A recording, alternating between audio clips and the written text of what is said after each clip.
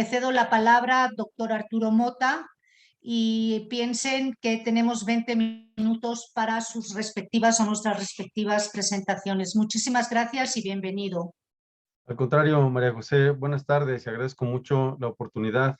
Primero, invitación que se nos ha hecho por parte de quien organiza esta mesa, este simposio de personalismo de la maestra Lourdes Cabrera, de poder colaborar y abonar un poco en la reflexión y en la discusión respecto a aspectos que a mí me interesa mucho discutir y proponer sobre el enriquecimiento de la idea de persona.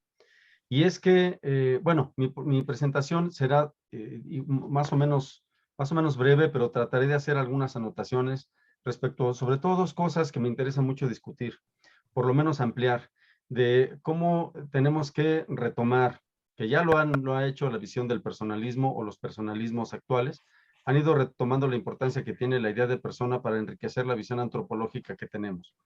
Eso en primer lugar, pero sobre todo, digamos, como ir reconfigurando el andamiaje teórico de una antropología filosófica que desde la persona nos ayude a pensar problemas más contemporáneos. En este caso particular, en mi caso muy particular, sobre la manera de cómo la idea de persona tiene que también responder a intereses de relaciones interculturales. Yo creo que no lo hemos hecho suficientemente, que todavía hay un pendiente en el personalismo de retomar la idea de persona e identidad. Ahí la antropología social, la antropología cultural nos tiene mucha ventaja. Y yo creo que desde el ámbito de la filosofía el personalismo puede ponerse un poco en contemporaneidad de la antropología científica para enriquecer este panorama. Entonces va a ir un poco por ahí el tema de mi discusión. Y es que actualmente la relación entre las nociones de persona y de identidad resulta muy problemática, en la medida en que mientras la noción de persona tiene una implicación de universalidad en esta consideración metafísica, tanto que se le ha planteado como fundamento de los derechos humanos para justificar su validez ética, por su parte la identidad apunta a la diversidad o a la necesaria diversidad cultural, indicando un ámbito subjetivo de realización, incluso yo diría descriptivo de las condiciones individuales de la realización del ser humano, en esquemas sociales, económicos y políticos. El problema, desde mi punto de vista, radica entonces en plantear una justificación filosófica que permita relacionar ambas nociones, la persona desde un ámbito de universalidad y la identidad dando pie a un ámbito de diversidad. Entonces, una mediación filosófica entre universalidad y particularidad desde la idea de persona. Esta problemática sugiere considerar un esquema de relación entre lo particular de la identidad y lo universal de la noción de persona como pensamiento rector del ser humano, y por lo mismo de vinculación entre el ser de la contingencia y la subjetividad del individuo, y la estabilidad de la noción de persona que de alguna manera orienta la comprensión de la idea de naturaleza humana. Esto es muy claro. O sea, la idea de naturaleza humana es una idea que está siempre en la base de una conformación de la antropología filosófica. Siempre aludimos, siempre referimos a la idea de naturaleza humana. Desde los griegos ha estado presente todo el desarrollo de la época medieval, pero la idea de naturaleza humana todavía es muy abstracta. Hay que aterrizarla. Y una manera de aterrizar la idea de naturaleza humana es en la persona. Yo creo que esos son uno de los grandes esfuerzos del pensamiento medieval, de hacer concreta la naturaleza humana en la persona. Y esto es lo que creo que no hemos sabido asumir del todo y tenemos otra vez que repensar. A mi modo de ver, entonces, la cuestión implica atender a la dicotomía abierta entre el pensamiento moderno y posmoderno, fundamentalmente, porque la modernidad planteó una consistencia especial en función de la formalización conceptual de la razón, que provista de un lenguaje propio de la metafísica clásica, radicalizó el contenido de las nociones metafísicas en términos de un análisis formal. Formalizó demasiado la modernidad, la idea de naturaleza humana. La hizo entonces demasiado universal, muy omniabarcante, aunque suene un poco el barbarismo, pero incluso, digámoslo así, homogénea. Y con la articulación semántica de la terminología clásica, cuando sustancializa la naturaleza humana en términos de formalización formal, perdón, de conceptualización formal, la hizo radicalmente ajena, me parece yo, a las instancias de realización propiamente individual. La oposición, por tanto, de la posmodernidad tiene que ver también con un ámbito epistemológico, incluso ético. Ante el deber ser del concepto explicativo, la posmodernidad opuso el ser que pedía una mera descripción. Ante la deducción formal se confrontó la exigencia de la narración. Así es el pensamiento narrativo posmoderno. Desde este punto de vista, una metafísica del ser humano sería inviable, pues la contingencia e individualidad del ser no justifica el planteamiento de una universalidad formalizante que sea criterio de la anterior. El impacto de esta problemática, en la que quiero, digamos, centrarme un poco, alcanza no solo la validez ética, jurídica y política y social, por ejemplo, de los derechos humanos, sino también la relación entre identidad individual y colectiva. El reto, me parece, consiste en justificar la relación entre la idea de persona, con una implícita pretensión metafísica, por supuesto, y la identidad, realizada en un contexto particular de los individuos. En otras palabras, desde mi punto de vista también es relacionar la hermenéutica con la metafísica. O sea, tenemos que tener un andamiaje que sea suficiente. Y yo creo que la hermenéutica analógica puede ayudarnos mucho a ello. Pero me voy a centrar no en la hermenéutica analógica, sino al menos en los conceptos, o hacer una relación de conceptos. Y es que la noción de identidad, como dije, está muy emparentada con la cultura y por tanto con el símbolo. Eso es lo que yo quiero rescatar. Yo creo que no se le ha dado mucha importancia en la visión personalista a retomar la riqueza fundamental que tiene la noción de símbolo en el pensamiento filosófico actual personalista. ¿Por qué? Porque el sujeto de la cultura es en cierto sentido un sujeto, voy a tomar el término analógico. En él creo que podemos advertir algo de naturaleza y algo de construcción. Empero es necesario advertir la importancia de esta segunda concepción semiótica de la cultura, el modo en el que Clifford Geertz nos lo permite apreciar. Esto nos da pie a considerar a la cultura como un conjunto de lenguajes y de textos, y al ser humano como en camino permanente de significación. En este sentido, el obrar humano debe asumirse como una constante producción de sentido, es decir, como una constante respuesta individual a los estímulos de lo exterior a él. Esto me parece muy importante porque la producción de sentido incluye algo objetivo y mucho de sentido subjetivo, la percepción e interpretación de las cosas percibidas. Y esto nos sugiere considerar el criterio de esa interpretación, o en otros términos, con respecto a qué interpretamos lo percibido. O sea, claro, o sea, la percepción es ámbito de lo individual, pero nos falta establecer un criterio de interpretación de esa individualidad. La problemática apunta otra vez a la noción de símbolo, porque es el símbolo el que nos permite interpretación y tener horizonte interpretativo. Y este símbolo no puede ser otro que el hombre mismo. En efecto, si bien podemos anotar un cierto carácter de sustancialidad, lo cual es absolutamente necesario, la idea de naturaleza humana apunta a la sustancialidad, a una unidad en el ser humano. Sin embargo, es difícil establecer con total puntualidad sus límites. Es mucho de lo que se ha hablado en el personalismo, de que es muy difícil establecer un concepto suficiente que dé cuenta de todas las características o aspectos que determinan la realización del ser humano en general, ¿no? O sea, el ser humano siempre está en apertura, es una constante hipótesis de trabajo. Por eso, aunque hay un ámbito de sustancialidad, es muy difícil determinarlo, encasillarlo de una manera completamente estricta. O sea, es muy difícil acotarlo absolutamente en su realidad, ya sea puramente corpórea, pero tampoco es puramente espiritual, si se quiere hablar en esos términos. O sea, digamos, no me gustaría caer en un discurso más del tipo integracionista, pero sí en la manera en que el ser humano no es agotado, ¿no? O no se agota. Sin embargo, eso no evade la posibilidad de aproximarnos a él, y el símbolo yo creo que nos ayuda mucho en ello. Todo hombre toma algo de sí y del ambiente en el cual vive y ordena sus actos. El ambiente lo constituye la multitud de procedimientos en un contexto amplio de significados vinculados por él mismo. Los integra y les da un nuevo significado. Los descontextualiza y los recontextualiza. Esto, cuando digo que los descontextualiza y los recontextualiza, es que los interioriza, es decir, que los interpreta. El ser humano entonces se realiza como un interpretante y como un intérprete al mismo tiempo de sí mismo. Yo creo que esto es muy importante también porque, digamos, ya la razón moderna no es un término adecuado para abarcar a título de suficiencia las formas de la vida cultural humana en toda su riqueza y diversidad, aunque todas estas formas son formas simbólicas. Él mismo es una forma simbólica, y a esta forma simbólica es a la que llamamos identidad. Yo creo que no debemos dejar de perder de vista esta realización del hombre, esta realización del ser humano, que en el personalismo no queda suficientemente clara. Aquí es importante para mí mencionar el papel que juega la conciencia. En efecto, el ser humano se desenvuelve por la realización de actos, implicando una intencionalidad que está más allá de la sola referencia corpórea y biológica, queda claro. Se realiza, o mejor, se autorrealiza en función de la conciencia que tiene de sí mismo, de la autoconciencia propia. De ahí que el hombre se entienda como en un proceso de autodesenvolvimiento específico para cada uno. Esta conciencia individual es la que muestra diversidad del quehacer humano y es la que une al mundo en la acción personal.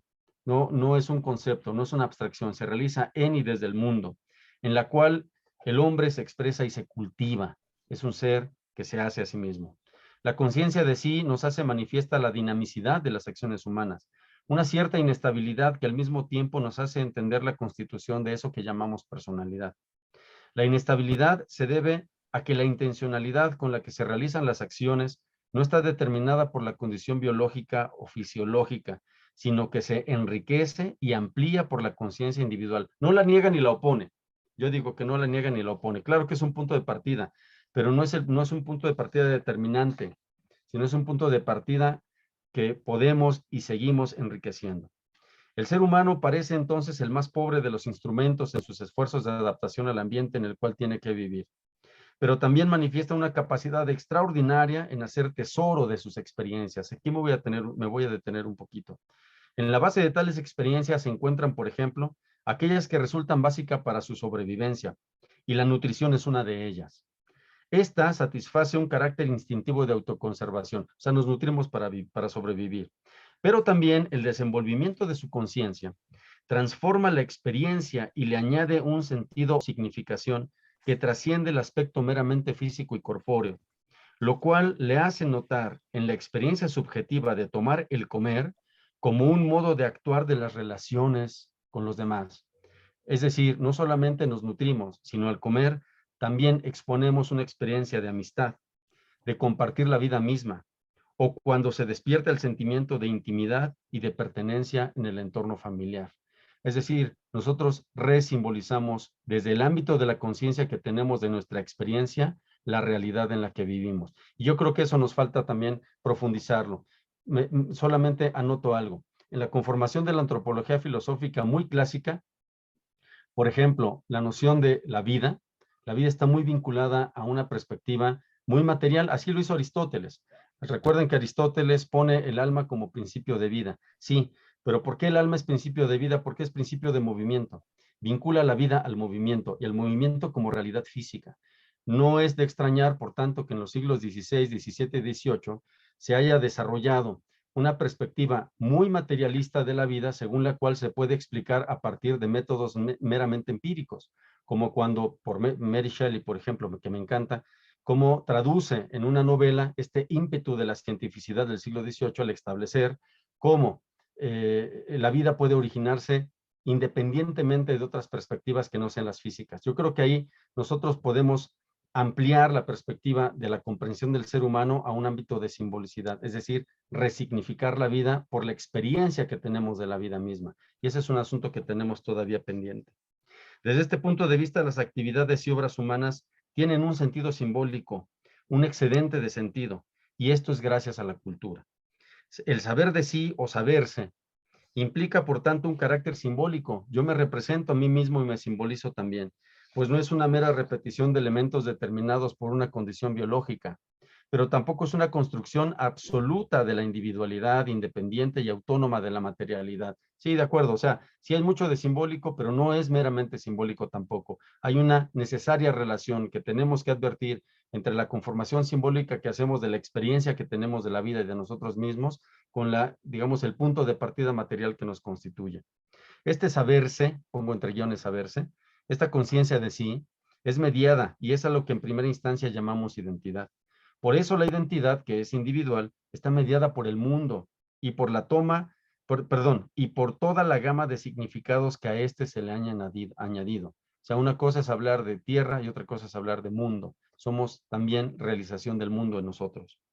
La integración de elementos significativos añadidos al mundo constituye un nuevo mundo, aunque no absolutamente nuevo, claro, pero principalmente diferente. Y la experiencia está mediada por esta riqueza de significados que permiten la conciencia propia. O sea, leer al mundo es leernos también a nosotros mismos. tomar al cosmos, tomar al universo como un texto que interpretamos, es de alguna manera también tener experiencia del mundo que vivimos e interpretarnos al mismo tiempo, dar cuenta de nuestra realidad.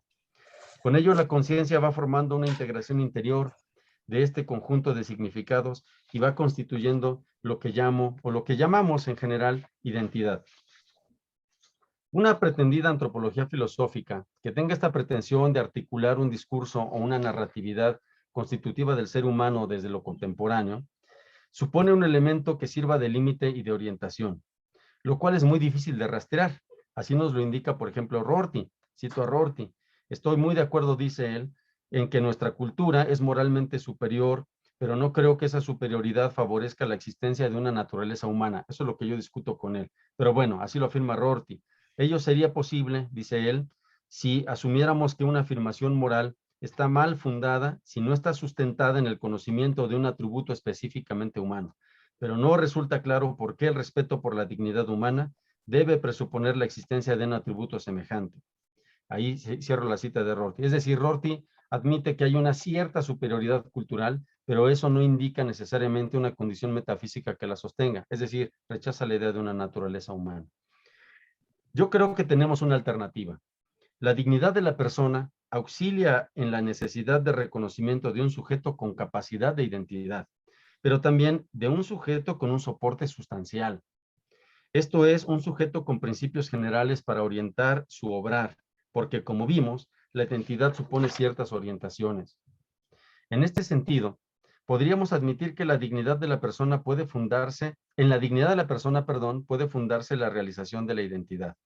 Pero la dignidad humana apunta también a una consideración ontológica del ser de la persona, no un ser absoluto, pero tampoco un ser totalmente diverso y diluido, que no pueda notar la dignidad de los demás.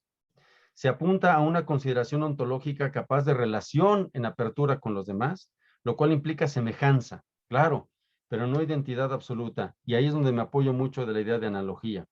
El ser de la persona indica, si se nos permite la denominación, un sujeto que se afirma con suficiencia, pero sin perder su particular diversidad. Lo anoto por esto, porque aquí yo veo cómo esta antropología puede permitir una discusión y diálogo con la visión antropológica del liberalismo, que se parecen.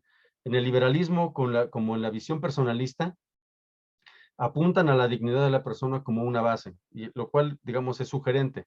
Sin embargo, hay diferencias. En la visión liberal, o por lo menos en el pensamiento, en la antropología liberal, se apuesta fundamentalmente a dos principios, más principios, yo apunto solo dos. En la visión liberal se apunta a dos principios. Una, la capacidad del ser humano por tener una libertad individual o por la realización de libertad individual. Y en segundo lugar, a que el hombre, por esa libertad individual, es capaz de asumir una responsabilidad en la toma de decisiones. Dos aspectos, libertad individual y responsabilidad en la toma de decisiones, son aspectos muy importantes de la visión antropológica liberal, que coinciden de alguna manera con la visión personalista, pero yo creo que se distinguen. ¿En qué? En que la visión personalista enfoca la realización del hombre más allá de esta perspectiva de individualidad material. Pienso que el liberalismo puede ser reduccionista en esta perspectiva materialista. Bueno, en cierto sentido una metafísica materialista, porque no hay más allá de ello. Y en eso se distingue el pensamiento, por ejemplo, cristiano con el pensamiento estoico. La base fundamental del liberalismo está en el estoicismo, como todos sabemos, y la base del personalismo está en el pensamiento cristiano. Hay semejanzas y hay diferencias, y a veces las confundimos. Por eso, aunque una visión liberal, por ejemplo, sobre los derechos humanos es pertinente, me parece que no es del todo amplia o del todo, digamos, integradora de ciertos aspectos de la realización del ser humano. Yo creo entonces que esta manera de entender a la persona desde el ámbito de su dignidad en perspectiva personalista, así como la he tratado de anotar, permite articular una relación del hombre como actor y agente. Es capaz de actuar, pero también es capaz de responsabilidad y de hacerle una imputación derivada a su propia acción. La persona es capaz entonces de acción diversa, pero también de atribución de un carácter moral, en la medida que actúa siguiendo ciertas inclinaciones y considerando su mismidad a partir de la otredad del semejante. En otros términos, es la imagen moderada de un sujeto a favor de su diversidad, pero consciente de los límites por la totalidad que ella es en reconocimiento de la totalidad del otro. Si bien en el liberalismo uno puede hacerse responsable de sus acciones, es más difícil justificar que uno también pueda hacerse responsable de los demás. Puedo hacerme responsable de mis acciones, pero ya no, eso no justifica necesariamente una relación de responsabilidad con los otros. Y yo creo que en esta visión personalista que integra la realidad del hombre como experiencia de sí mismo en el ámbito de la identidad, permite articular de una mejor manera esta capacidad de relación con los demás, o una capacidad armónica de integración en la relación con los otros. Este carácter analógico del ser de la persona, ya casi termino, María José, permite así una orientación de la identidad con reconocimiento de su realidad como persona. Todos realizamos una identidad diferente, pero no dejamos de ser personas. En efecto, el actuar humano y la razón práctica asumen una lógica sustentada en el conocimiento de ciertos principios como criterio y límite. En este caso, creo que puede funcionar muy bien la dignidad de la persona humana. Esta idea de dignidad funcionaría de manera muy parecida a un ideal regulativo de los derechos humanos, al modo como lo propone George Rawls. Ahí yo veo una cercanía, cito a Rawls nada más.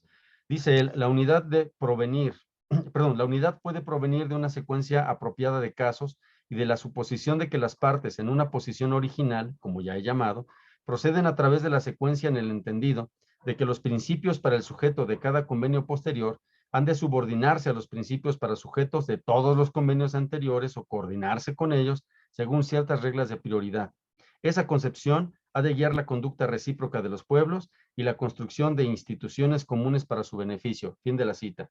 Veo aquí en Rawls digamos, yo creo que es algo interesante, cómo también la dignidad de la persona puede funcionar como un ideal regulativo, pero no como ideal, no en el sentido de ideal abstracto, sino como ideal regulativo en el sentido de lo concreto.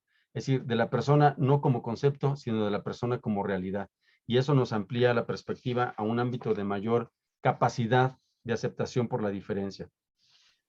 De este modo, esta antropología filosófica de la persona que articula la simbolicidad en su estructura, no considera la dignidad como un pretexto, como artefacto, como criterio general absolutamente contextual, que puede siempre transgredirse. Sería el mostrar sin el decir, tomando a Wittgenstein, la exclusión de una racionalidad práctica en sentido estricto, basado en la emotividad del impulso y la pura inclinación. Yo creo que no sería así. Hay que aclarar, sin embargo, que no es puramente irracional, pero su racionalidad no alcanza la generalidad necesaria como para ser imputable un acto extraño o ajeno del propio sujeto singular que actúa, ni siquiera de su propio actuar. En consecuencia, el actuar se perdería en la equivocidad de la particularidad del sujeto mismo, quebrantando el sentido de la dignidad humana. Se haría una visión de los derechos humanos demasiado pervasiva y justificaría cualquier acto, como es en el ámbito del liberalismo, aunque sea transgresor, provocado por cualquier persona. La dignidad de la persona, desde una racionalidad práctica más analógica, no es en modo alguno una regla constitutiva de los derechos de las personas, no, pero sí es un criterio sustentado en principios de esta razón práctica, principios también analógicos, de orden y que especifican un marco de racionalidad que tienen como referencia las acciones intencionales, la experiencia que cada uno tiene de sí mismo y de los demás, y asumen una generalidad como identidad dentro de la diferencia principal de la diversidad del actuar humano.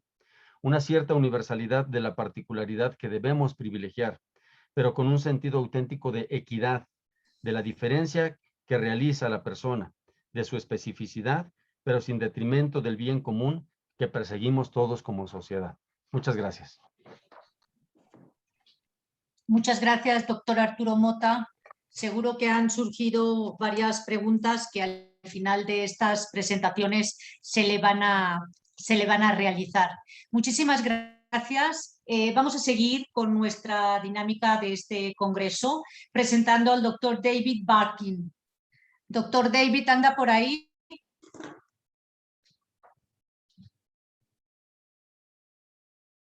¿Está el doctor David Barkin por ahí?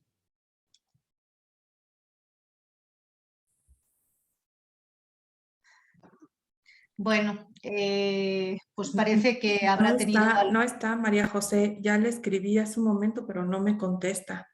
Ah, no te contesta. Bueno, seguramente ha tenido algún contratiempo en esta ciudad que a veces es un poquito caótica, ¿no? Bueno, entonces vamos a darle tiempo y pues voy a presentar yo ahora sí que mi trabajo.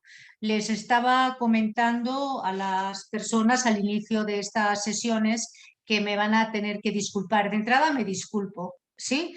Porque, bueno, el doctor Arturo Mota obviamente pues ya acaba de exponer y, bueno, es una personalidad dentro del mundo de la filosofía. Y en el caso del doctor David Barkin, pues 3/4 de lo mismo. Entonces, bueno, pues yo aquí me disculpo. ¿Por qué? Porque pues soy una historiadora. Entonces voy a tratar de hacer una presentación vinculando a uno de los filósofos, a uno de los teólogos, a uno de los juristas del siglo XVI, que se llamó Julián de Garcés, y pues ver, ¿no? Ahora sí que entrar un poquito en polémica, si este señor presentó, al igual que otros de sus contemporáneos, algunas características de lo que el día de hoy nosotros definimos como personalismo. ¿De acuerdo? Voy a poner una de mis presentaciones. A ver si tengo... A ver, aquí está. Sí la están viendo, ¿verdad? ¿Sí la están viendo? Sí. Sí, gracias.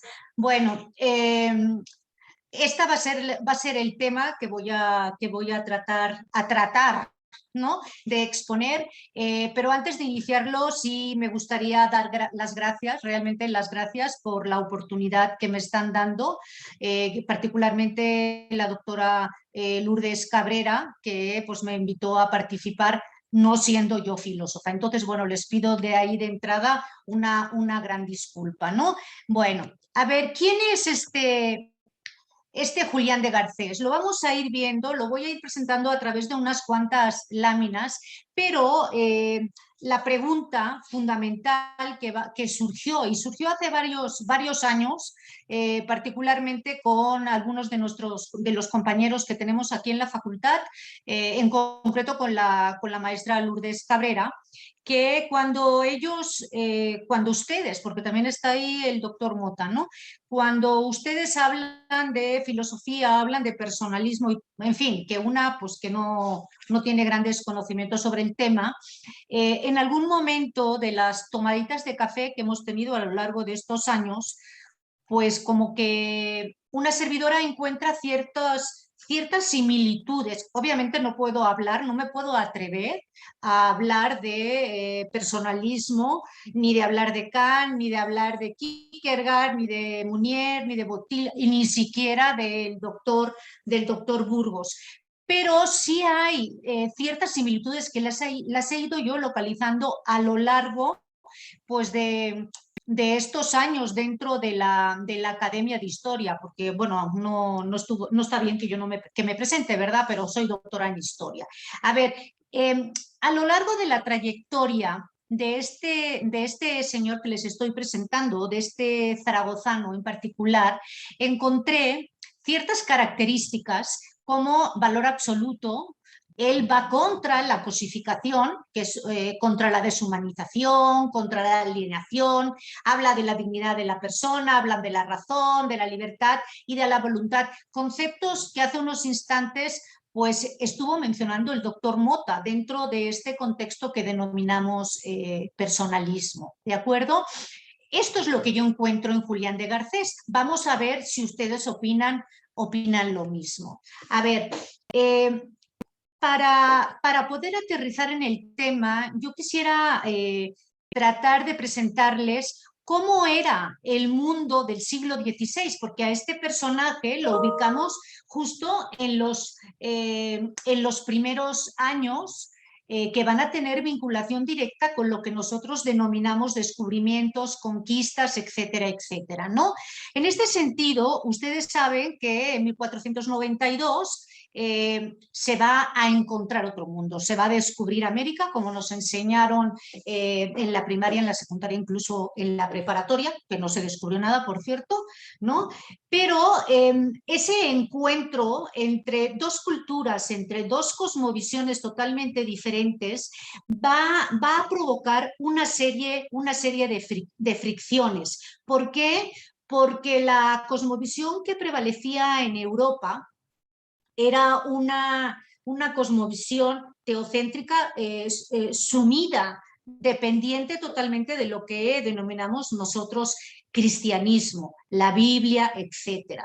En el sentido de que estas personas, estos europeos que llegan al Nuevo Mundo y se encuentran con gente, con personas que se presentan de diferente manera, igual que los europeos se presentaron aquí de diferente manera, van a empezar a activar los mecanismos de dos tendencias, de dos posturas que nunca van a ser complementarias, porque tengo que decirlo de entrada, nunca van a ser complementarias, al contrario, van a ser contradictorias. El grupo de, voy a llamar intelectuales, teólogos, filósofos, juristas, que van a estar apoyando las famosas teorías que vienen mezcladas de esos preceptos aristotélicos que justifican las conquistas, las justifican por una superioridad que ellos dicen que les corresponde, ¿no? En ese sentido vamos a tener este grupo y vamos a tener por otro lado y en contraparte otro grupo de académicos, juristas y demás, que van a sostener que definitivamente la esclavitud o la esclavitud natural o los derechos de conquista no van porque no van justo, a ver, perdón, pero es que están entrando, no van en el sentido de que van prácticamente contra natura, ¿sí? Y no quiero que me malinterpreten en estos conceptos tan neófitos de mi parte, ¿de acuerdo? En ese sentido, en esta primera lámina que ustedes están viendo aquí, tengo, es una mención del codicilio que realizó la reina Isabel, la famosa Isabel la Católica, unos días antes de su fallecimiento, en noviembre de 1504, en donde decía, le encargaba a su hija, que en ese momento, por orden de defunción previa, ¿verdad?, va a ser la famosa Juana la Loca y su marido Felipe el Hermoso, y menciona, nada más les voy a leer la parte inferior, ¿no?, que manden, que sean bien y justamente tratados, está hablando de los naturales antillanos, y si algún agravio han recibido, lo remedien y provean, por manera que no se exceda en cosa alguna lo que por las letras apostólicas de la dicha concesión, está hablando de las concesiones alejandrinas, ¿no?, nos es infungido y mandado. Este documento, que es nada más un extracto, lo pueden ustedes sacar en el Archivo General de Indias en Sevilla, en la sección patronato. ¿Por qué les presento esto? Porque las autoridades peninsulares, los reyes españoles, aunque sabemos que en ese momento España no está unificada, como podemos entender, van a poner muchísima atención en considerar que todos los habitantes de estas tierras, de todas las tierras que se están descubriendo, etcétera, bueno, que se están localizando, etcétera, etcétera, etcétera, son súbditos de la corona española, con todos los derechos y con todas las obligaciones que esto impone, y que sean tratados a bien. Eso es lo que nos dice Isabel la Católica, y ese va a ser el testamento que más o menos vamos a ir viendo con sus altas y sus bajas a lo largo de la vida del personaje que nos corresponde, que es Fray Julián de Garcés. Ahora, Julián de Garcés va a participar en lo que va a ser una famosa bula emitida por el Papa en el año 1537. Pero antes de llegar a esa fecha, a mí me gustaría, así como les estoy mencionando lo de la reina Isabel la Católica, me gustaría remitirlos a algunos acontecimientos previos. Y en este caso estoy refiriéndonos y utilizando como mención a Fray Bartolomé de las Casas, ¿no?, que él nos menciona que en el año 1511 hubo un sermón que no lo hemos conservado, no se ha conservado, no se ha localizado, pero Bartolomé nos lo menciona, que predicó Fray Antón de Montesinos unos días antes de Navidad.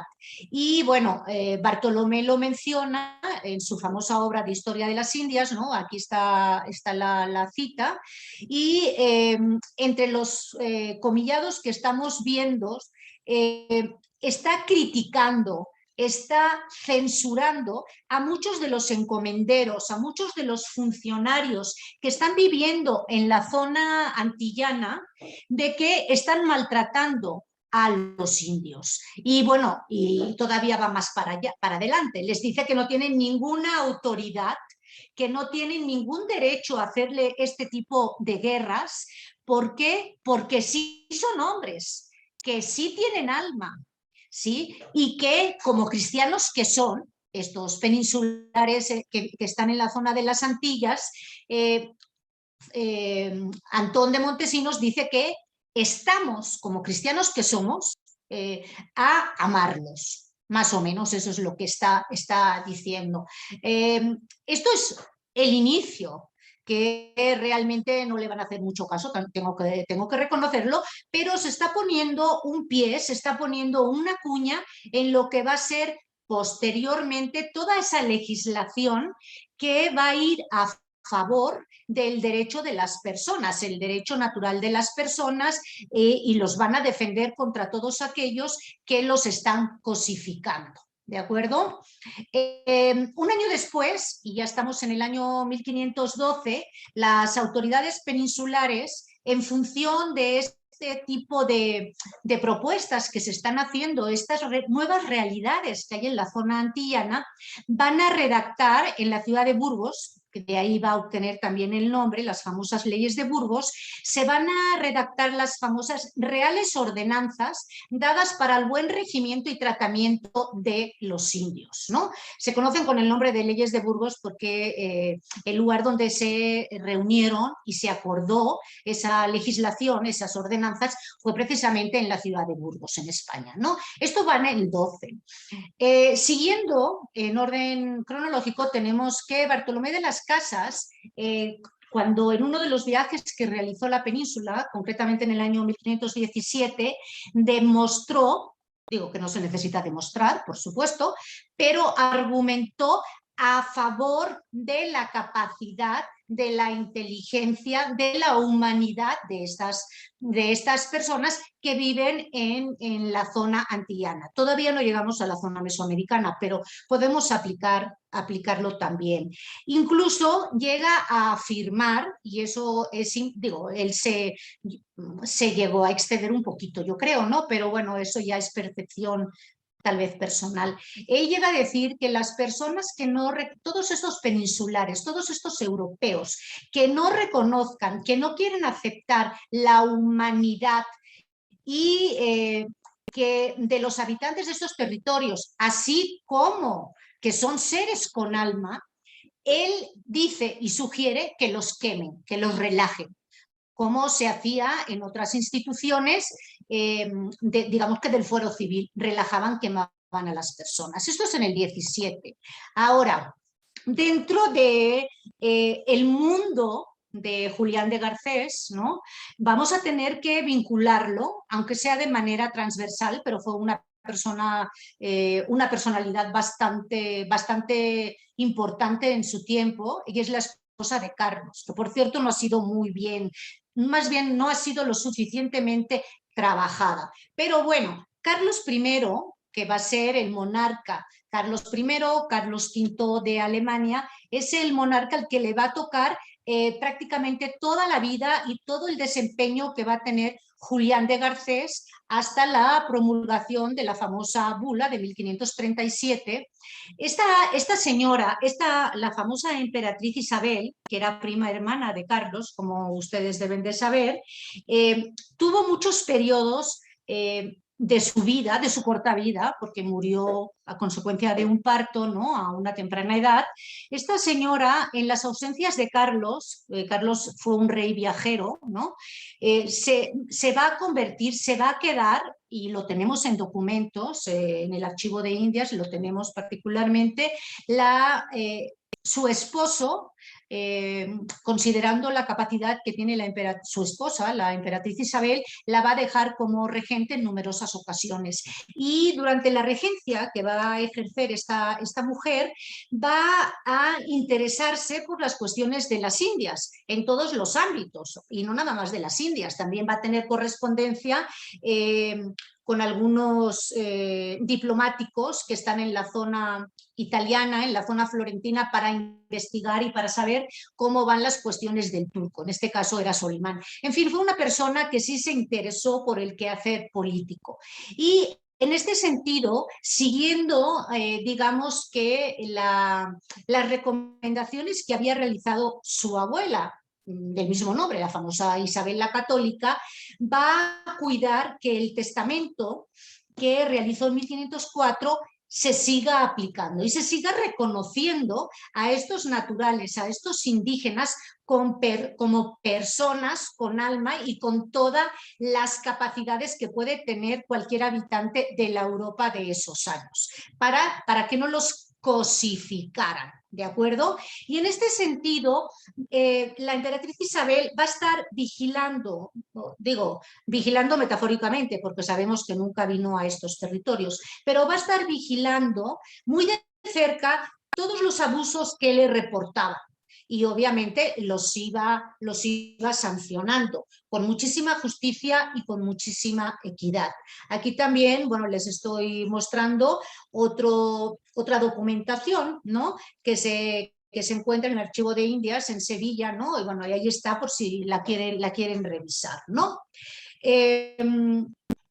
Unos meses antes de fallecer, un poco tiempo antes de fallecer la emperatriz Isabel, y por eso la vinculo en este trabajo, en esta presentación de Julián de Garcés, ella tiene contactos en Roma, ella tiene un papel muy importante, sobre todo durante el tiempo de la regencia, la ausencia de su esposo. Y concretamente, un día como hoy, un 5 de octubre de 1536, va a escribir una carta a los representantes papales, a los secretarios, a los asistentes más directos del Papa, para que reciban a un fraile dominico que se llamaba Bernardino de Minaya. ¿Me pueden decir qué participación tuvo Bernardino de Minaya cuando me estás hablando de Julián de Garcés? La respuesta es muy sencilla. Julián de Garcés estaba en México, era una persona de una edad, lo vamos a ver en otras láminas, tenía ya más de 70 años, una persona bastante grande para la media de esos años, y Julián de Garcés le va a entregar una documentación a Bernardino de Minaya para que se la hiciera pasar a la autoridad papal, al papa en turno. Por eso mencionamos a Bernardino de Minaya. Bernardino de Minaya no hubiera podido entregar la información que le facilitó Fray Julián de Garcés si no hubiera tenido el apoyo o esa empujadita que le dio la emperatriz Isabel para que le abrieran las puertas de Roma, en ese sentido. Y el escrito, que lo vamos a ver más, o sea, lo voy a exponer un poquito más adelante, básicamente iba contra todas las afirmaciones que había hecho previamente Fray Domingo de Betanzos, que decía que los habitantes de estos territorios no tenían alma y justificaba la guerra, la conquista y el sometimiento y la esclavitud, ¿no? Esta cuestión que les estoy mencionando de Betanzos, posteriormente él se va a retractar, pero van a ser años más tarde. Siguiendo esto, nosotros podríamos decir que de dónde sale todo ese bagaje que en este momento yo me atrevo, digo con todo respeto para los filósofos, me pueden decir que no estoy bien, lo acepto, ¿no? Pero me atrevo, ¿no?, a decirles que Julián de Garcés, bueno, primero que nada, nace en Zaragoza, en la provincia de Zaragoza, en Munébrega, en 1452. Si ustedes focalizan, si ustedes visualizamos este año, fue una época de grandes transformaciones. Puedo hablar de la caída de Constantinopla, podemos hablar de la imprenta, podemos hablar de lo que se denomina descubrimiento de América, en fin, hablamos de un montón de cosas. Él va a ser testigo presencial, va a ser un gran humanista, obviamente estuvo educado en la Sorbona y cuando él regresa a Aragón, cuando él regresa a España, va a ingresar en la orden de los dominicos en Calatayud, se convierte en un gran filósofo y teólogo. Por eso siempre les digo a mis alumnos, no muchas veces, que todas estas grandes personalidades que vamos a encontrar a lo largo, durante el periodo que estamos mencionando del siglo XVI, no eran lo que denominamos paletos de pueblo, eran gente realmente preparada, eran grandes humanistas, personas sumamente calificadas. Y en el caso de Julián de Garcés, tuvo la suerte de conocer este ámbito novohispano que le va a servir en algún momento para escribir ese famoso documento que se le va a entregar al Papa y que va a terminar con la famosa bula que les menciono. ¿Dónde más lo podemos encontrar? Bueno, lo vamos a encontrar en las Antillas, va a coincidir temporalmente, no sé si se llegaron a conocer, no me atrevo a afirmarlo, pero podría ser porque tampoco es tan grande el espacio. Va a llegar a convivir con Diego de Velázquez, el famoso gobernador de la isla de Cuba, cuando Hernán Cortés estaba en ese espacio. Y va a ser precisamente el gobernador de la isla de Cuba que lo va a nombrar obispo de la región, de la famosa provincia carolense. Va a ser el primer obispado que tenemos aquí en lo que es actualmente México. Obviamente,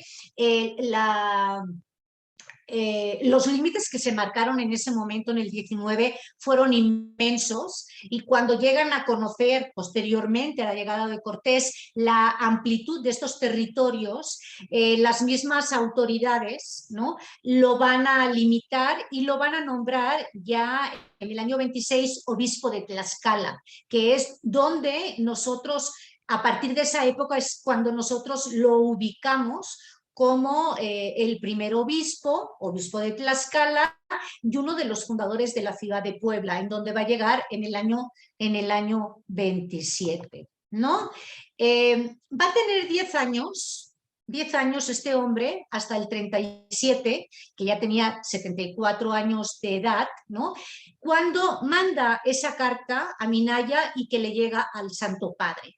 En ese documento, él nos dice que lleva 10 años, y aquí lo tengo entrecomillado, tengo 10 años que veo y trato en su propia tierra a estos naturales. Por lo tanto, él podía anular, digamos así, podía rebatir, ahora sí con todo conocimiento de causa, porque llevaba, como él dice, más de 10 años en esta tierra, podía anular las teorías, por ejemplo, que les acabo de mencionar, de Fray Domingo de Betanzos, ¿no? Va a seguir denunciando, igual que lo había hecho Montesinos en el año 11, o como lo había estado y lo seguía haciendo en ese momento Bartolomé de las Casas. Va a seguir denunciando los malos tratos de los encomenderos y de los funcionarios, y va a ir contra de todas aquellas personas que seguían sosteniendo, ¿por qué? Porque al decir que no tienen alma, los podían cosificar en su propio beneficio. Y él seguía y sigue en el documento que presenta, hablando de que los naturales, los indígenas de estas tierras, además de alma, tienen y muestran compasión, respeto y misericordia. Y va a solicitar a la máxima autoridad, acuérdense que todavía estamos en esa pirámide en donde está el Papa, el poder espiritual, luego los reyes y así hasta abajo, ¿no? Va a solicitar al Papa para que por favor intervenga y ponga orden. Básicamente eso es lo que dice, ¿no? Enaltece las almas de los naturales, vuelvo aquí a citar, ¿no?, lo que él dice. Ahora es tanta la felicidad de sus ingenios, habla de los niños, que escriben en latín y en romance. O sea, a ver, perdón, ¿quién duda de la capacidad de estos naturales? No cualquiera puede escribir y entender latín ni romance, ¿no? Y dice que lo hacen mejor incluso que los españoles, y los que se dan entre ellos al estudio de la lengua latina y castellana no salen mejor aprovechados que nosotros. O sea, los pone realmente en el mismo en el mismo nivel, ¿de acuerdo? Y va siguiendo, él sí sigue justificando, demostrando la capacidad de estos naturales. Dice que son criaturas racionales, hechas a imagen de Dios. Dice que no son bestias ni jumentos, ¿sí? Y que por favor que los saquen, y dice en este documento, que los saquen de las rabiosas manos de la codicia. Eso es lo que dice. Y que el demonio, famoso Satanás, pues que es muy hábil para engañar a la gente. Él sigue sosteniendo. Ahora, ¿qué va a decir el Papa? Porque el Papa finalmente va a recibir la solicitud de Fray Julián de Garcés. Y ya nos ubicamos nosotros en el año 1537 y particularmente tenemos aquí una fecha, un intermedio, que va desde el 29 de mayo al 2 de junio de ese año, en donde Alejandro Farnesio, bueno, Paulo III, ¿no? Va a emitir 3 documentos muy importantes que van a guardar relación con el último, que es la famosa bula Sublimis Deus, ¿no? En el primer documento habla de la profundidad del plan divino y dice que los naturales, los indígenas, tienen todo el derecho a recibir el bautismo. ¿Por qué? Porque son seres racionales, tienen aparte alma, ¿no? Unos meses, bueno, un poco de tiempo después, unos días después, unas semanas después, particularmente el 29 de ese mismo mes, el 29 de mayo, va a nombrar, porque él sabe que va a terminar emitiendo una bula, la bula del 2 de junio, va a nombrar como ejecutor de esa futura bula de unos días después al cardenal Juan Pardo de Talavera y va a seguir insistiendo contra la esclavitud de los indios y los va a amenazar con la excomunión a las personas que se atrevan a maltratarlos. No va a mencionar el término de relajación, como dijo anteriormente Bartolomé de las Casas, pero yo creo que en esa época la excomunión pesaba mucho más fuerte que un relajamiento, ¿no? Porque, bueno, en fin, ¿va? Y finalmente, el 2 de junio de ese año, va a publicar la famosa bula que obviamente ahí vemos aglomerada toda la información que Fray Julián de Garcés le había facilitado, le había entregado a este Papa, ¿no? a Pablo III. Y esta bula sigue hablando de la dignidad de los naturales y va contra la esclavitud. Sé que, bueno, lo que les voy a decir mejor me lo guardo para el final.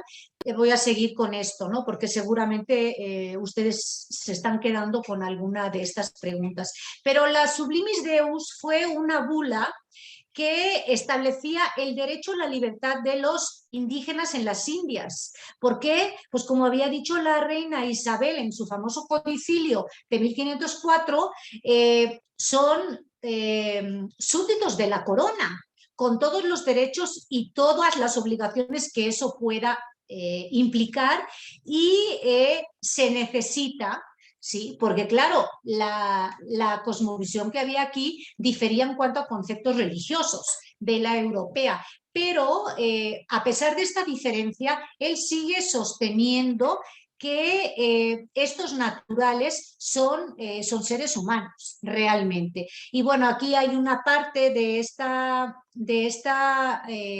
misma bula, ¿no? Que dice que Dios, nada más les voy a leer 2 o 3 líneas, Dios amó tanto a la raza humana que creó al hombre de tal manera que pudiera participar no solamente del bien de que gozan otras criaturas, sino que lo dotó de la capacidad de alcanzar al Dios supremo, invisible e inaccesible, y mirarlo cara a cara. Y bueno, si ustedes van leyendo estas citas, estas documentaciones, son algunos de los conceptos que estaba mencionando hace unos instantes el doctor Mota y que en otras ocasiones pasadas pues hemos estado comentando, bueno, o yo he estado comentando con nuestros compañeros, con mis amigos que son filósofos, y muchas de estas de las lecturas que digo que no son muchas de mi parte, tengo que reconocerlo, pero algunas de las lecturas, no sé, del doctor Burgos, que me han facilitado, algunos también de los textos de Carol Voltigua, en fin, digo, y sin ser especialista, nos están hablando de esto, de lo que nosotros en este momento, o los que sí conocen y manejan estos conceptos o estas tendencias filosóficas, lo vinculan con el personalismo. Y en este sentido, yo quisiera cerrar que mucho antes de la promulgación de los derechos del hombre y del ciudadano, de la Revolución Francesa, nosotros, ¿sí?, ya tenemos una serie de legislaciones, de por lo menos intenciones, que van a proteger a estos naturales. La bula, pues como les he dicho, es del año 1537.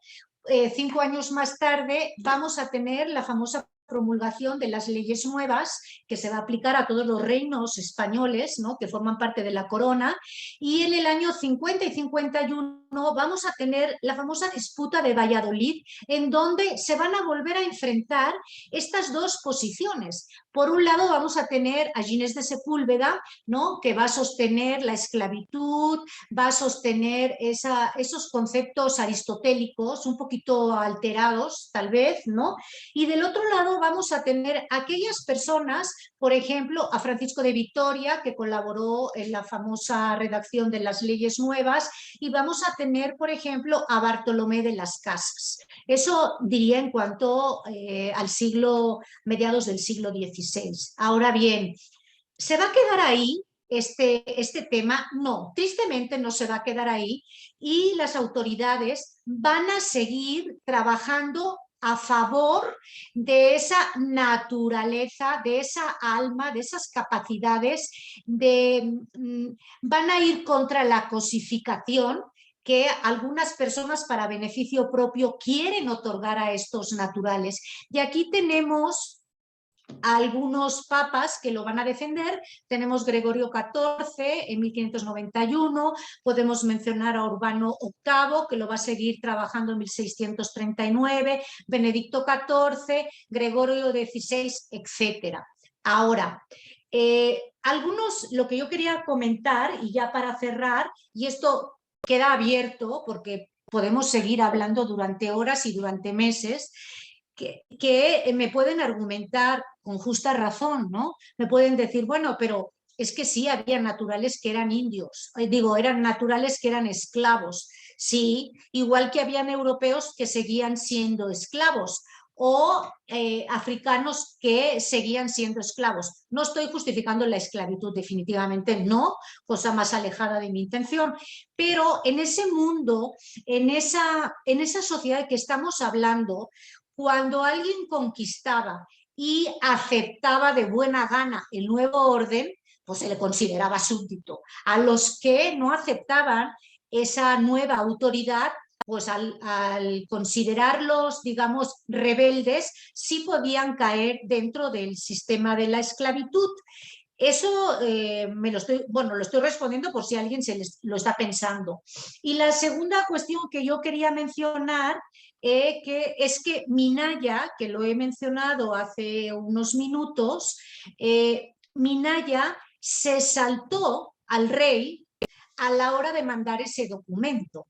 Y bueno, pues la verdad no le fue muy bien. Lo encarcelaron de manera muy disimulada y se prohibió que esa documentación llegara aquí a los territorios americanos. Básicamente es esto, pero el Papa que emitió esa bula, Alejandro Farneso, ¿no?, en la vida civil, ¿no?, como lo conocían mucho, nunca anuló la famosa bula de 1537 en favor de la dignidad y en favor de los derechos de todos los naturales de estas tierras. Esto sería lo último que yo mencionaría. Y bueno, pues muchas gracias. Sí, a ver. Me parece que el doctor ya ha llegado, ¿verdad, Lourdes? ¿Ha llegado el doctor Carlo David Barkin? No lo veo, María No, José. ¿verdad? No, y tampoco contestó mi correo. No, pues ojalá no le haya pasado nada en esta complicada ciudad.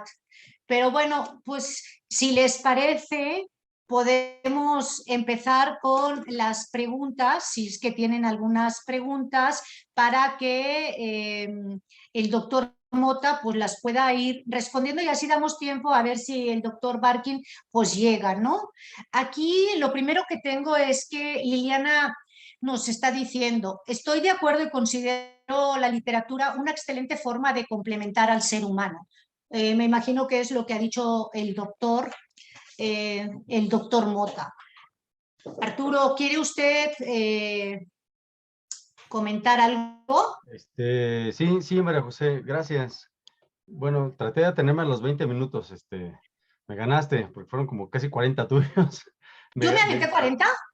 Más o menos. ¿En serio? Pero, Les pido disculpas, no me pero tomé el tiempo. no Qué te preocupes. desconsiderada. No, Bueno, te no te doy todo el preocupes. tiempo que quieras. No te, porque mira, así nada más, porque fui un poco medio correteado, pero estoy de acuerdo con Liliana en este sentido.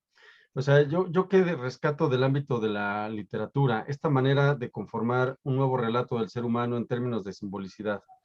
Es decir, como una confrontación al ámbito de la conceptualización tan dominante de la modernidad.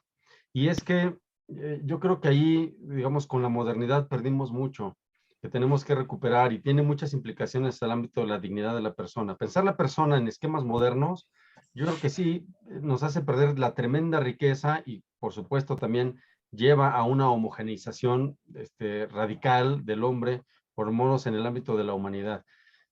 Comento brevemente. O sea, realmente en la antigüedad no había noción de humanidad, eso todos lo tenemos claro, ¿verdad? Los griegos no pensaban en humanidad, los romanos no pensaban en humanidad. Digamos, la humanidad es un concepto que deriva necesariamente de una visión más universal. Los griegos eran griegos y eran diferentes de los que ellos llamaban bárbaros.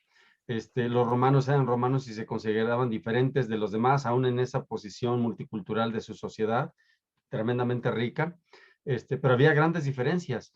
Y el ámbito del cristianismo con la idea de persona amplía las nociones y conforma una idea diferente, que es ahora sí la noción de humanidad. Hay humanidad a partir del cristianismo con la idea de dignidad humana o la dignidad de la persona. Pero en la modernidad, la traducción, cuando traducen persona en términos modernos, homogeneizan, hacen muy homogénea la idea de humanidad. Por lo tanto, la radicalizan y hacen perder esta visión de riqueza, particularmente que tiene el hombre en la experiencia de sí mismo. Nos obliga a tener una visión racional del hombre que nos hace perder en la experiencia que tenemos de nosotros y que yo entiendo, o al menos así admito con Liliana, que traduce más el ámbito de la literatura. O sea, la literatura enriquece por esta perspectiva de simbolicidad del hombre una dinámica diferente, o nos hace entendernos de una manera distinta, o nos permite tener experiencia de nosotros mismos. No solamente ganamos en conciencia, ganamos también en experiencia de nosotros mismos. Yo siempre lo digo, no sé si estaré de acuerdo aquí María José en esto, pero cuando entró digamos, Heródoto, cuando entró en el papel del pensamiento griego, ahí, claro, hay una cierta distinción porque ya no pone la historia en términos del mito. Hay una diferencia, pero cuando pierde el mito, yo siempre he afirmado que también, digamos, pierde el sentido. La historia pierde un ámbito de sentido. Cuando la hace científica, le quitamos esa riqueza que da el mito, que es la riqueza del sentido. Y eso yo creo que es lo que rescata la literatura, y eso es lo que yo creo que es algo que podemos seguir trabajando, y es un poco lo que yo quería entre plantear a modo de intuición y una perspectiva de desarrollo que traigo entre manos, de plantear una antropología filosófica que amplíe también las nociones, valga la redundancia, las nociones de humanidad, las nociones. ¿Por qué ampliar las nociones de humanidad? Porque una noción de humanidad amplia integra la naturaleza, o de alguna manera la pone en relación. Una idea moderna de humanidad la reduce mucho y establece una diferencia radical de la humanidad con la naturaleza. Por eso esta intención de dominio, de poder, de arquetipo, de subordinación de naturaleza a humanidad. Pero si enriquecemos el sentido de humanidad con una visión más simbólica, más amplia, creo que podemos establecer una relación más armónica entre humanidad y naturaleza. No sé, no me queda todavía claro si es una verdadera integración o por lo menos una relación vinculante, que ya escapa por lo menos la naturaleza, al dominio de la humanidad y la pone en relación constante, que es lo que yo veo en los discursos más contemporáneos. Por tanto, una antropología filosófica pensada en estos términos justificaría un dinamismo distinto y haría plausible este tipo de afirmaciones tan contemporáneas de hacer una visión más integracionista. No sé si holística, no estoy de todo claro en ello, pero por lo menos más integral de una visión de la persona que se simboliza en la humanidad y en la humanidad en relación con la naturaleza. Ahí ya creo que tenemos un pendiente importante porque la antropología filosófica radicada en la modernidad conceptualizó mucho al ser humano. Le hizo perder esta visión simbólica y también mitológica.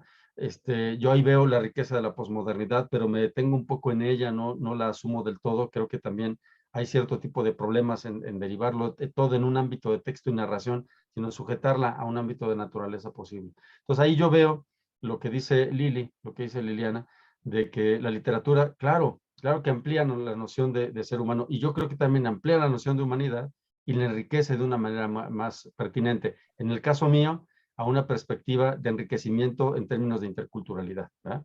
Pero eso requiere, y al menos de mi parte requiere, la conformación de una antropología filosófica que le dé soporte, que no tenemos completa del todo, y ahí es un trabajo más individual que sigue en proyecto de realización. Hasta ahí más o menos mi comentario. Gracias. Bueno, Selene Georgina López te pregunta, ¿cómo evitar la dilución metafísica de la persona en esa ampliación? Sí, gracias, Selene. Mira, yo creo que depende cómo entendamos la metafísica, fíjate, porque ciertamente cuando hacemos una traducción del pensamiento metafísico, solamente desde el punto de vista semántico, claro que la modernidad sigue la semántica metafísica clásica. O sea, también habla de sustancia, accidente, habla de materia, forma, o sea, pero digamos, el campo semántico de esos términos es diferente. Ya está mediada por la comprensión del conocimiento como representación formal. Y entonces le quita todo el contenido fundamental que tenía la metafísica más clásica, que era mucho más amplia. Solamente hago un apunte. Por ejemplo, en el caso de Aristóteles, ahí tenemos una pérdida siempre. Ha sido muy estudiada. La pérdida semántica en la traducción. Cuando se hizo la traducción del griego al latín, por ejemplo, el término philé, que en griego traducimos a modo de materia. Los latinos tradujeron phile a materia, pero cuando uno revisa un diccionario etimológico antiguo del pensamiento clásico, phile o phile se traduce en griego como madera, y es un término no muy claro, ¿no? Madera, es la madera de la que están hechas ¿de qué está hecho un árbol de madera? Pero no es tan específico como materia. Entonces, los griegos, los latinos, cuando tradujeron phile, que se traduce en griego madera. Bueno, uno lo lee en Eurípides o lo lees en Homero, el término gilés se traduce a madera. Los latinos lo trajeron a materia, hay una pérdida. La riqueza de la semántica de la metafísica clásica fue reduciéndose conceptualmente conforme pasó el tiempo al latín y del latín al ámbito moderno y sobre todo al alemán, ¿no? Bueno, moderno en general. Y ahí yo creo que lo primero, para evitar la disolución metafísica de la persona con esa ampliación, no estoy en desacuerdo en afirmar una condición metafísica de la persona. Por supuesto que tenemos que considerarla. Más aún, traté de recalcar la idea de que la idea de naturaleza humana es una idea muy abstracta todavía, naturaleza humana, y un modo de hacerla concreta es en el ámbito de la persona. Yo veo el aporte significativo del pensamiento cristiano en esto, en considerar la persona como una totalidad unitaria. Dos términos que se dicen simple, pero implican una complejidad muy amplia. Ahí afirmamos, yo creo que una condición metafísica de sustancialidad, suficiente al menos para exponer o hacer posible una ampliación de la realización de la persona sin diluirse del todo en ella. Entonces por eso yo creo que el símbolo nos ayuda, porque el símbolo es mediador de la afirmación de sí en la integración de lo otro. Y eso lo tiene la persona pensada también también, no únicamente, pero pensada también en el ámbito de la simbolicidad, yo creo que permitiría esta manera de integración y de enriquecimiento de la experiencia que tiene uno de sí mismo. No es solamente una experiencia de sí como realidad metafísicamente presente en la individualidad material, sino presente de sí desde la simbolicidad que le permite tener experiencia de sí del mundo que vive. Entonces, por ahí más o menos está la perspectiva y creo que esta manera de repensar también que ya estamos haciendo, claro, pero hacerlo desde una metafísica de la persona alejadas de los prejuicios de la modernidad, permitirían esa ampliación. Más o menos también está en mi respuesta. Muchas gracias. Lourdes estaba levantando la mano desde hace rato. Sí, gracias, María José. Bueno, agradecerle a Arturo y a ti su ponencia. Y bueno, yo solamente tengo un comentario para Arturo. Coincido totalmente en lo que estás diciendo sobre la naturaleza humana. Sí, es un concepto muy abstracto que no nos permite acercarnos a lo que es la esencia de la persona o lo que es la persona en sí misma. De acuerdísimo contigo. Cuando tú señalas que el personalismo no lo ha hecho, sí habría que distinguir qué autor del personalismo, porque por ejemplo, Julián Marías sí hace esa distinción y de hecho en su libro Persona dice efectivamente que la persona es analógica, y incluso dice él que la persona es raíz de todo lo humano, pero esa raíz es doble. La condición personal pertenece al hombre y a la mujer. Es decir, hay un desdoblamiento de lo que es la persona en lo que es la persona femenina y la persona masculina. Y me parece, pues esto, una connotación muy importante en la antropología, el utilizar este término de analógico, porque nos permite desenvolver también el concepto de persona en lo femenino y en lo masculino, y me parece que hay una riqueza ahí que también no se ha trabajado y no se ha explotado. Por ejemplo, al hablar de persona femenina, pues me parece que tendríamos que incluirlo también dentro de la antropología, lo femenino, así como se ha incluido también lo masculino. En fin, me parece esto una excelente aportación del personalismo, por lo menos de algunos autores que ya lo trabajaron, como Julián Marías. Sí, gracias, Lourdes. Pero fíjate que yo extrañé de Julián Marías una discusión con Cassirer, porque Cassirer también propone una antropología filosófica muy de la mano de un desarrollo de la filosofía de la cultura. Así tiene un texto él muy referencial, donde afirma la condición del hombre como una realidad simbólica. Y yo creo que la simbolicidad y la analogicidad, por supuesto que van de la mano. Habrá que hacer justificaciones semióticas al respecto, de acuerdo. Pero eso yo lo extrañé en Julián Marías, digamos, el desarrollo amplio de la condición simbólica del ser humano. Yo estoy de acuerdo que el ámbito analógico ya está presente, lo cual se agradece y es absolutamente necesario en esta visión cristiana del hombre. Sin embargo, yo creo que ahí falta ampliarlo todavía un poco más. La verdad es que ya no sé cómo o por qué Julián Marías ya no entró propiamente en discusión con Cassirer, que es una referencia fundamental de la comprensión del hombre en términos culturales. O en ámbitos de la antropología cultural o la antropología social, lo desconozco, pero lo extrañé. Entonces, habla de la condición analógica, lo cual ayuda mucho, por ejemplo, a pensar, como dices bien, el estatuto ontológico del género, y eso es un problema, ¿no? Contemporáneo, a ver hasta qué punto se puede hablar de un estatuto ontológico de género entre masculino y femenino.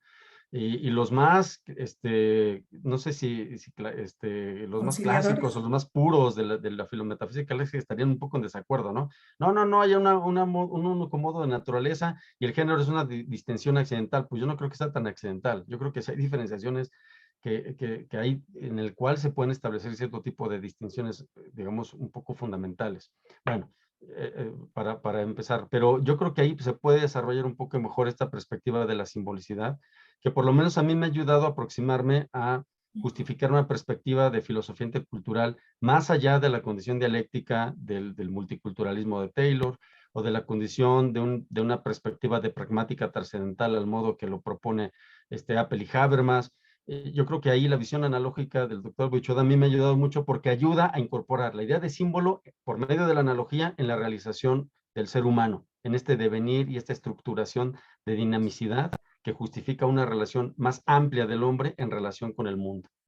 Eso es algo que se tiene que, yo creo, más allá del existencialismo que todavía estamos trabajando, al menos es un proyecto que tengo ahí pendiente por realizar, pero por ahí va un poco la idea. Nada más eso, o sea, sí yo lo extrañé en Julián Marías.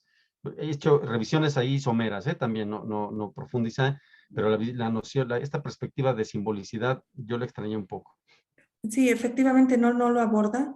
Ya hacia finales, de hecho, este planteamiento analógico pues está en su última obra antropológica, que es Persona, Ya después se dedica un poco más hacia la cuestión cristiana y los aportes del cristianismo, en fin.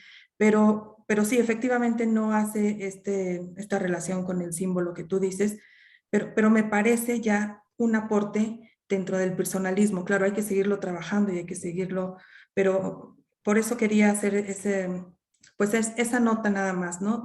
Cuando se señala el personalismo no habría que distinguir porque hay unos que sí han hecho un esfuerzo.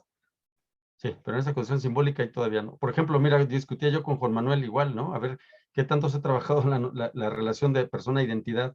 Y él mismo decía que él no lo ha trabajado. O sea, que todavía como que no quedan claras cosas. Le dije, a ver, ahí tenemos entonces también como que un pendiente, ¿no? Y bueno, que se tiene que seguir ampliando, pero por ahí va un poco la idea. Sí, Sí, gracias Arturo. gracias, Lourdes. ¿Alguna persona por ahí quiere hacer alguna pregunta? Bueno, si siguen preguntando. Arturo, ¿estás Sí, viendo la pregunta que te están haciendo por parte del staff? a Óscar ver, López. ¿Lo ves o no? creo que sí. A ver si la estoy leyendo. ¿Cómo puede entender? Pero hay una Sí. antes, ¿no? Creo. No, no tengo yo aquí registrado ninguna, ¿o sí? Sí hay una antes. ¿Hay una antes? Ujú. Una de Cintia. A ver. Dice, más allá de una integración, también podría hablarse de una deconstrucción que permita sumar a la especie o acercarnos a otra. Ah, bueno, sí, yo estoy de acuerdo en parte. O sea, la deconstrucción, tal como está planteada en los términos que especifica, por ejemplo, la conceptografía, perdón, la gramatología de Derrida, o sea, me parece que amplía mucho la perspectiva del modo de realización humana. O sea, yo creo que a la posmodernidad, en ese sentido, tal como lo plantea Derrida, le debemos esta particular manera de hacernos notar que el ser humano no está dado como algo ya completamente definitivo. Yo lo traduzco antropológicamente al ámbito de la vulnerabilidad humana. O sea, que el ser humano está también en un estado de apertura, en un estado de vulnerabilidad que enriquece su propio modo de realización cuando entra en relación con los demás. Primero, pero también cuando entra en relación con un ámbito más general y más amplio, que es al que llamamos, por ejemplo, nosotros naturaleza.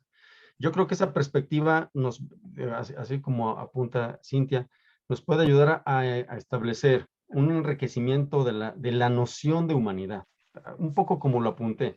O sea, ciertamente traemos y vamos cargando muchos prejuicios conceptuales heredados de la modernidad.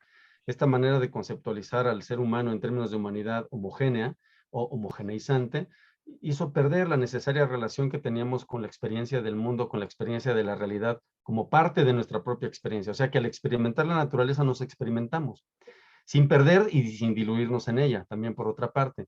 Pero sí estoy de acuerdo con eso en que apoyados en la deconstrucción, podemos ampliar la perspectiva que nos permite entrar en relación en una visión un poco más, digamos, proporcional o de semejanza con la naturaleza o como una especie entre otras, en esto de acuerdo, sin diluirnos también en la parte más exagerada de la deconstrucción, que no quedaba muy clara, pero por lo menos lo amplía. Ahora el asunto creo que es más bien ver cómo podemos justificar esta posibilidad de integración.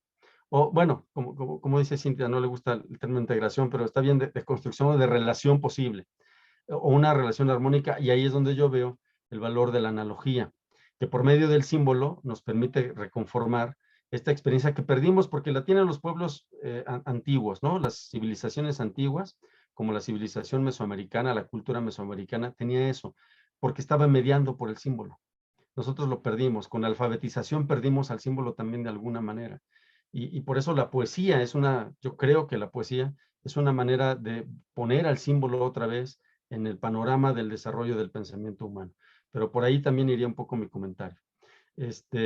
Y creo que Oscar, ¿verdad? Dice aquí, ahora sí, Oscar, a ver si lo estoy leyendo bien. ¿Cómo puede entenderse la verdad como un elemento trascendental del concepto de persona hoy en día? Esa verdad que está ligada a una experiencia de vida, a una identidad subjetiva, al ser contingente y no verdades generales. Es decir, que cada quien piensa que solo lo que vivió fue lo que sucedió. Ah, bueno, ahí yo creo que María José también tiene algo que decir a ese respecto. Yo solo quiero anotar alguna cosa. Bueno, primero habrá que aclarar qué significa aquí el aspecto trascendental del que habla Oscar. si es trascendental en el sentido clásico medieval, si es trascendental en el sentido kantiano, no son exactamente lo mismo. Si es trascendental en el sentido kantiano, como así define Kant en el prólogo de la segunda edición de la Crítica de la Razón Pura, dice que trascendental es el conocimiento, bueno, es a qué, digamos, entiendo por trascendental, aquel conocimiento que se da según el modo de conocer, por el modo de conocer que universaliza. Si es así, yo no estaría tan de acuerdo. Me gusta más la perspectiva un poco más clásica de la escolástica, por ejemplo, del siglo XIII, que amplía o que afirma Tomás de Aquino, trascendental como modo de ser del ente.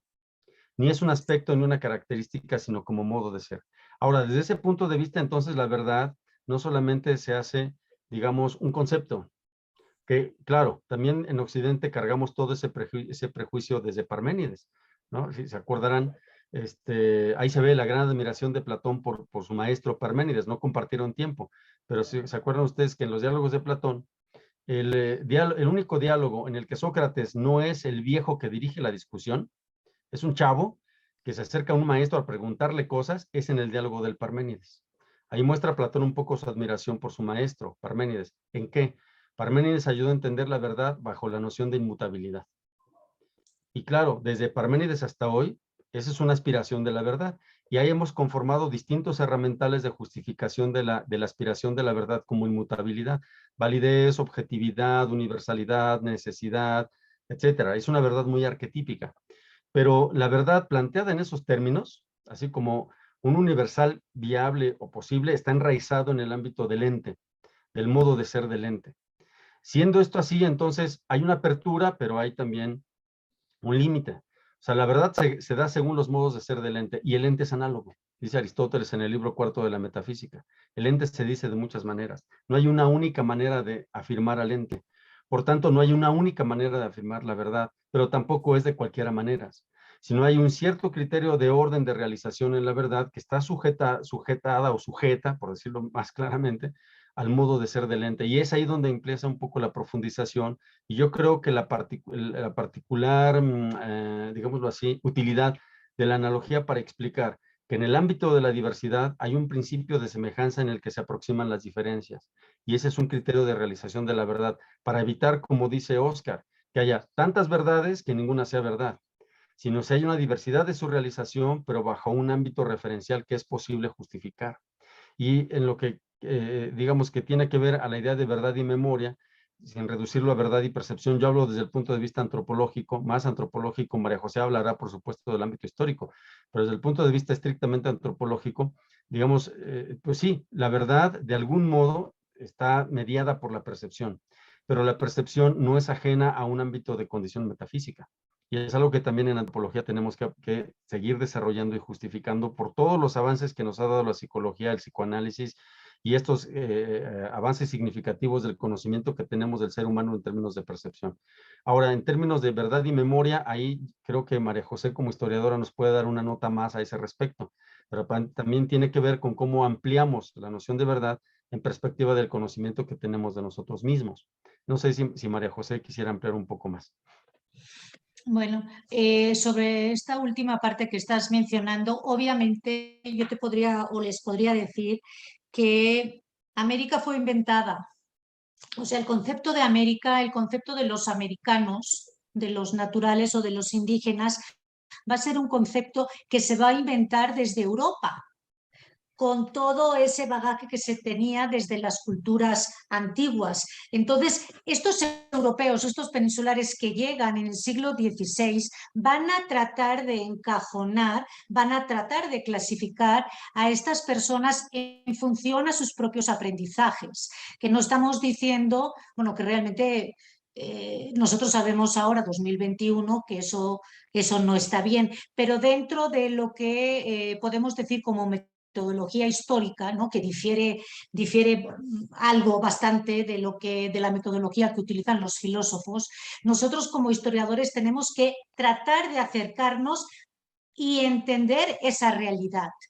Y esa realidad fue la que los propios europeos quisieron dar. Arturo habla de mitos, de arquetipos. Bueno, los europeos trajeron aquí esos mitos, esos arquetipos. ¿Cuántos, la famosa leyenda del dorado, las personas que tenían un solo ojo, las famosas sirenas, la fuente de la eterna juventud? Todo ese tipo de conceptos los traen los europeos y tratan de aterrizarlos aquí. Y si nos ponemos a pensar, no corresponden a la realidad, porque ese concepto mítico, arquetípico, por ejemplo, de las sirenas, que lo vemos desde Herodoto o Herodoto, como tú estás pronunciando, eh, los vinculaban con los manatís. Y si, bueno, si ubican cómo es esa forma, la forma de los manatís, que tiene naturaleza, sí, obviamente tiene naturaleza, pero no es esa naturaleza que nosotros vinculamos con la humana, como humana, ni siquiera con esos conceptos cristianos. Un manatí no se parece para nada ni siquiera a esas imágenes. Pero fueron los acercamientos, es la manera en que nosotros nos podemos acercar más allá de lo filosófico, porque realmente no somos filósofos. O sea, ustedes como que trabajan todos esos conceptos de maneras diferentes a las nuestras, ¿no? Aunque intentamos llegar también a la realidad, a una verdad. Sí, eso sería lo que yo respondería al respecto, Arturo. Sí, sí, pues yo incluso añadiría, María José, que, o sea, sí nos está posibilitando una mayor capacidad de apertura en el reconocimiento de la verdad, incluso como sabiduría. Ahí yo creo que tenemos también una hipótesis de trabajo pendiente.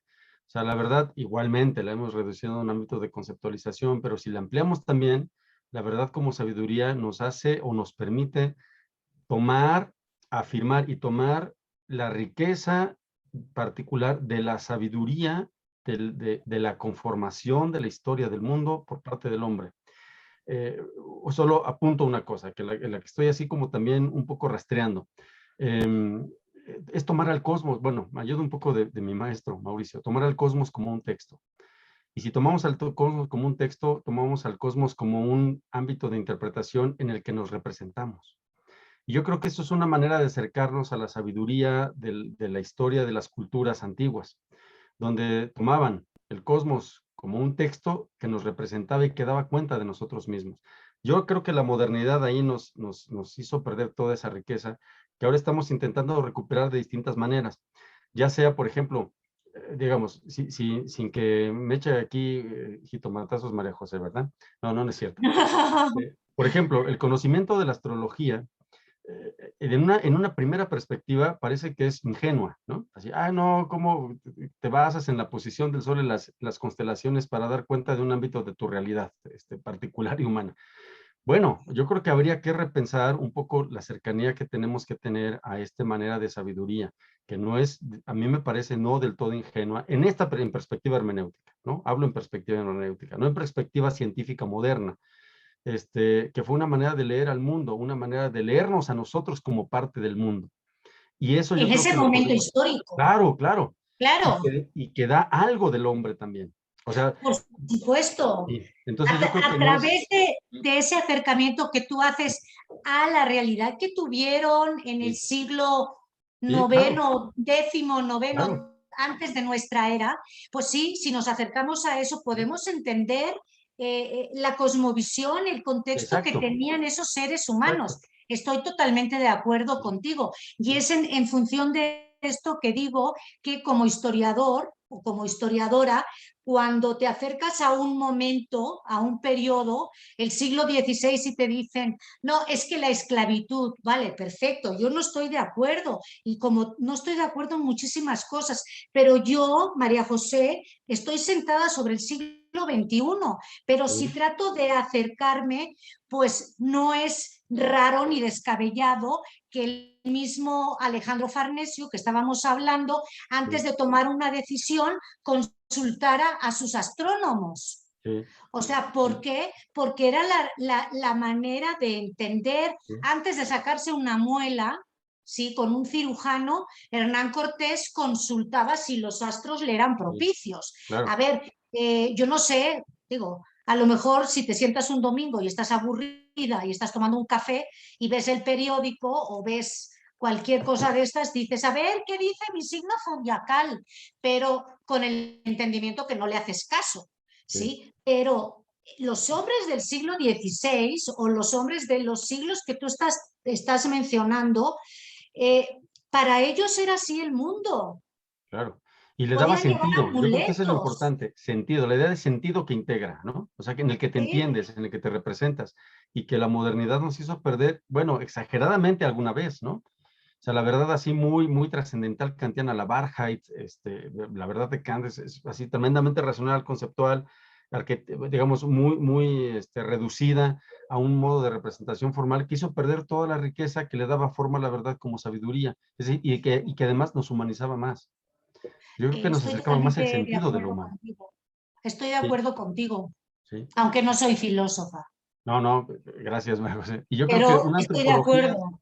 tiene que retomar esa perspectiva, o al menos requerimos de repensar cierto tipo de andamiajes conceptuales para dar cuenta de una perspectiva del hombre más amplia y que además más generosa y más cercana al modo de ser del hombre en el mundo.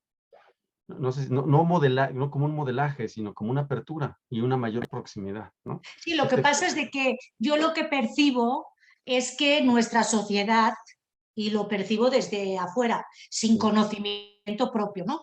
Pero yo lo que percibo es que estos últimos lustros, estos últimos años, el siglo XX, sí nos ha cosificado. No, claro. No, mira, o sea, Pero desde cómo vas vestido hasta el diseño de las gafas. O yo sea, te te diría, cosifica. Y lo que sí, se sale de esto sí, nos hacen o nos dicen, son raros, no sí, están en el sistema. Pues no, no estoy en el claro, sistema y sí soy sí. rara. Yo te diría incluso, María José, como dices muy bien, filosóficamente Hegel nos dio en la torre en ese sentido. Y yo estudié a Hegel un buen tiempo. O sea, sí lo conozco, pero no me cae muy bien. Pero recupero de él muchas cosas, ¿eh? Eso sí, o sea, es un imprescindible, sí, sin duda. Hegel hay que leerlo. Pero a mí me generó, siempre lo comento así, una cierta depresión cuando, hablando de la subjetividad del ser humano, también lo reduce a un concepto. Y hablando de esa perspectiva de realización en términos conceptuales, pues vemos la realidad del mundo bajo esos términos. Platicaba yo con amigos arquitectos y que trabajamos con un profesor que es amigo nuestro de fenomenología, Juan Carlos Mansur, cómo la arquitectura se generó bajo un modelo geométrico de idea, o sea, la idea geométrica de la arquitectura. Hizo el espacio geométrico como principio de interpretación para la arquitectura y ahí está la figura de Gaudí, que trata de volver a humanizar la arquitectura rompiendo el paradigma de la geometría, como en el caso de la astronomía, que se hizo muy geométrica y perdió toda la riqueza de las que la astrología le daba como recuperación de una sabiduría que trataba de incorporar al hombre al cosmos y que desde el Sí, pero cosmos era el texto tú estás definitivo. hablando de Antonio Gaudí. Sí, claro, Sí, Antonio, sí, claro, claro, pero claro, Antonio Gaudí o toda esa generación de la Renaixença catalana, del claro, modernismo claro. catalán y todo eso, en particular y en concreto, Antonio Gaudí fue un gran humanista, Sí, claro. un Rompiendo gran el paradigma humanista, como geométrico de la ustedes arquitectura. filósofos lo entienden, Sí. ¿sí? Y sí se Ujú. preocupó por la persona, Totalmente de acuerdo. digo, y nada más mira cómo terminó. Sí, sí, pero fíjate, yo creo que ahí sí tenemos ese pendiente. Por ejemplo, en el caso que me toca, que es más de antropología filosófica, si es otra vez, digamos, repensar la antropología. Ya está pasando, o sea, no es que no esté pasando, ya no, ya está pasando, ya está sucediendo. Ahí Lourdes, qué bueno que menciona a Julián Marías, que también hace un impulso importante en el repensamiento de la antropología filosófica de su época, ¿no? Entiendo que ya no le tocó dialogar con el pensamiento tan contemporáneo, pero nos deja también pendientes y recuperarlo para ayudarnos a repensar este ámbito de la antropología filosófica que yo creo que podemos otra vez, digamos, volver a configurar para no solucionar, porque me parece que la solución es una pretensión muy amplia, pero al menos sí responder más o menos satisfactoriamente a las exigencias que nos plantea la dinámica del mundo contemporáneo que vivimos y dejar algo que nutra las otras perspectivas. O sea, en medio de toda la corrupción, desigualdad, violencia que vivimos en el mundo contemporáneo, no estaría mal hacer un repensamiento de la antropología para detonar dinámicas y cursos de acción más generosos, con el interés de realización del ser humano en una amplitud mayor, de ver la verdad, por ejemplo, como sabiduría, retomarlo. O sea, ya se pensó, ahora hay que retomarlo y ampliarlo con los herramientales que tenemos a la mano. Yo creo que ese es uno de los pendientes que tenemos también en este sentido, ¿no? Pero por ahí, completo un poco el comentario. Pues muchas gracias. ¿Alguien más? Porque seguro que tienen muchas preguntas que hacerte, Arturo. No, bueno, no, a los dos. Yo ¿No? creo que también ya estamos en Sí, bien, hora, ya son 7:30, 7:40. perfecto. Entonces, Perfecto. bueno, muchas gracias a María José y muchas gracias a Arturo. Se quedaron solamente 2 comentarios pendientes por ahí, me parece que para Arturo, pero bueno, ya tendremos tiempo incluso de conversarlo personalmente. Agradecerles e invitarlos para las sesiones de el resto de las mesas que se van a llevar a cabo por la tarde de mañana, miércoles, jueves y viernes. Que pasen buenas noches. Muchísimas gracias. Buenas noches. Hasta luego.